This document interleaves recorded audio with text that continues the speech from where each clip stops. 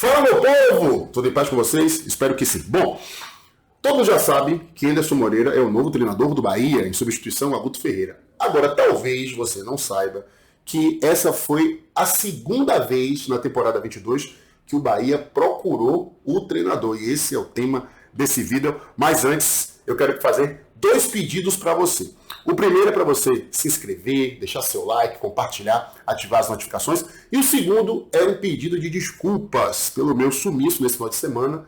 Mas vocês, com certeza, irão me compreender. Eu tirei uma folga da Rádio Sociedade e também aqui do canal para curtir o São João, porque eu sou filho de Deus, estava com saudade dos festejos juninos. Fui lá para Santo Antônio de Jesus e foi inesquecível.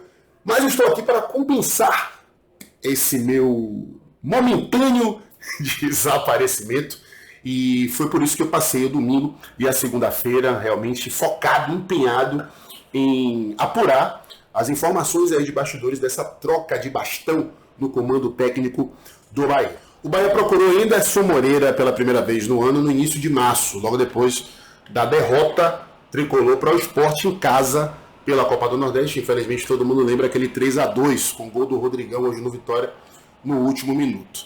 Ali, apesar do Belintani ainda confiar no trabalho de Guto Ferreira, ele sofreu muita pressão interna pela demissão do treinador diante do que vinha sendo a campanha do Bahia na Copa do Nordeste, Campeonato Baiano, que culminou em eliminações ainda na primeira fase, ainda tinha o saldo negativo do rebaixamento, né, na temporada anterior, e o Belintani resolveu agir, né, e foi à luta. No dia 7, 2 dias após a derrota para o Sport, ele anunciou Eduardo Filani, e nesse meio tempo o Anderson Moreira também foi sondado para saber da sua disponibilidade. Não chegou a haver uma proposta concreta, salarial e tudo mais, foi vamos dizer assim, um protocolo de intenções. E aí, Anderson Moreira, você toparia assumir o Bahia se a gente decidisse demitir o Guto Ferreira, Eduardo Filani, seu parceiro do Botafogo, né? No ano anterior eles tinham sido campeões da Série B com o Botafogo, o cara tá chegando e tal, vamos lá, um projeto novo.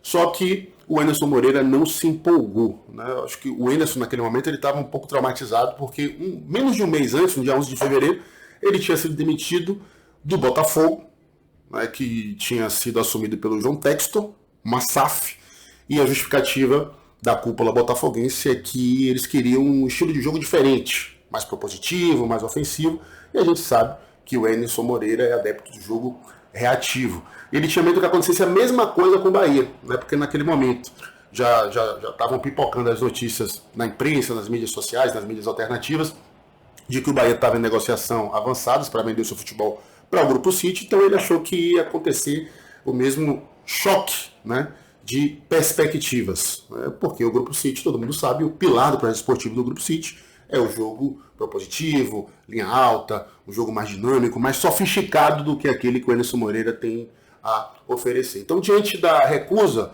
do Anderson Moreira, o Bahia resolveu manter o Guto Ferreira e apostar na evolução do time, que, vamos dizer assim, aconteceu, mas não na medida que a cúpula do Bahia esperava, né? Porque depois do jogo com o Sport, o Bahia não consegue se classificar no Baiano e na Copa do Nordeste, mas tem uma sequência de resultados interessantes. Teve a intertemporada também, né? O Bahia ficou cerca de 20 dias aí só treinando.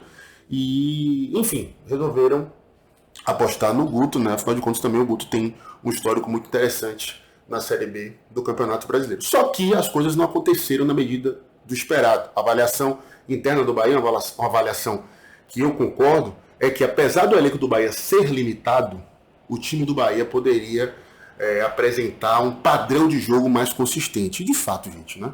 Qual o padrão do Bahia? O padrão do Bahia é não ter padrão. O time oscila muito, o time conseguiu vitórias importantes, sobretudo dentro de casa, muito mais na base do apoio do torcedor, da mística, da sorte, do que propriamente por um modelo de jogo consistente, né? Então, aliado a essa inconsistência, a falta de repertório ofensiva, né, que é notória, principalmente contra equipes que vêm jogar aqui na Fonte Nova, ou então nos seus domínios de maneira fechada, né? Quando o time estaciona o ônibus ali na frente da área, o Bahia tem muita dificuldade de transpor essa barreira, né? Porque falta aproximação, falta triangulação, né? Você vê uma coisa que acontece muito, né? O Rodalega tem que sair muito da área para dialogar com o Daniel, para o Bahia tentar abrir espaço por dentro. Quando o jogo do Bahia se desenvolve pelo lado, é bola pro lateral, é bola pro ponta, mas também ninguém chega para dialogar, para ter uma triangulação, para ter uma ideia diferente de entrar na área adversária. Inclusive, o Hugo Rodalega, um jogador que estava muito insatisfeito com a falta do que eu chamo de geração de jogo para ele poder decidir, né? A bola do Bahia, quando chega na área, é sem qualidade nenhuma, é aos trancos e barrancos, né? É no bufo-bufo, é no bumba meu boi.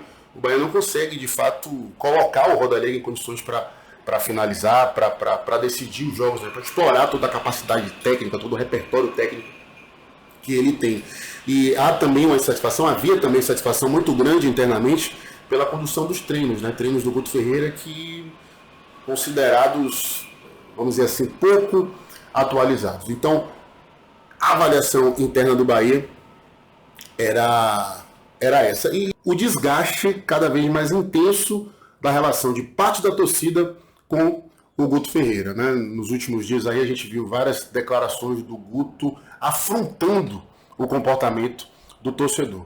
Eu até acho uma total irracionalidade, uma burrice, você vaiar o jogador do seu próprio time em casa enquanto o jogo está se desenvolvendo. O torcedor tem todo o direito de protestar, logicamente dentro dos limites da civilidade, mas é burrice, é sabotar o próprio time, você perseguir jogadores que já estão ali com uma certa insegurança pelas questões técnicas. Então não vamos entrar na discussão específica exatamente do que aconteceu com o Borel, com o Luiz Henrique, né? Mas eu também acho que o treinador devia ter uma postura nas entrevistas coletivas menos bélica e mais conciliadora. O Guto partiu para o confronto direto, para bater de frente com parte da torcida, e ele não estava tão respaldado assim, né? Porque ele tinha resultados, mas não tinha desempenho, e ele começa a afrontar o torcedor no momento que o Bahia encara uma sequência de derrotas em casa. A falta de consistência, a falta de padrão, os treinamentos mal avaliados pela cúpula do futebol do Bahia, esse desgaste com a torcida que levaram o Guto Ferreira a ser demitido. Outro ponto de divergência entre cúpula do futebol do Bahia e Guto Ferreira em relação à avaliação do elenco. O Guto Ferreira, por exemplo, ele estava olhando para a janela e estava pedindo para a diretoria a contratação de mais volantes. Achava que o Bahia não precisava de um zagueiro. E a avaliação da diretoria é que o Bahia não precisa de volantes, os volantes que estão aí, o Bahia pode seguir normalmente o seu curso na Série B, que o Bahia precisa de um zagueiro para disputar a posição com o Luiz Otávio e também com o Ignacio, e que o Bahia precisa fortalecer o seu setor ofensivo, né? A diretoria entende que o Bahia precisa de um meia, precisa de um centroavante, né, para disputar a posição com o Rodalega, com o Davó, que está sendo ali improvisado na posição, e o Guto Ferreira com uma visão mais conservadora. E o Anderson Moreira, por que ele veio agora? Bom, ele veio agora porque a verdade é que ele não teve tantas opções como ele esperava, né? No momento da demissão dele no Botafogo, naquele momento que o Bahia procurou ele, no início de março, ele achava que poderiam surgir propostas mais interessantes, até mesmo propostas da Série A, pelo que ele tinha feito no Botafogo na temporada anterior, só que essas propostas não aconteceram. O trabalho do Eduardo Freeland foi se consolidando no Bahia e é uma decisão do Eduardo Freeland. E o Anderson Moreira volta para o Bahia muito pela confiança, pela lealdade que os dois desenvolveram pela passagem do Freeland no Botafogo.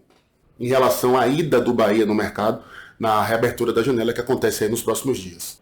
Na minha opinião, o Bahia agiu de forma correta ao demitir Guto Ferreira, um trabalho que estagnou, não demonstrou evolução. A verdade é que só Deus, a mística tricolor, o acaso, explicam como é que o Bahia está tão sólido no G4 do Campeonato Brasileiro da Série B, porque realmente o time não apresentou desempenho e evolução para isso.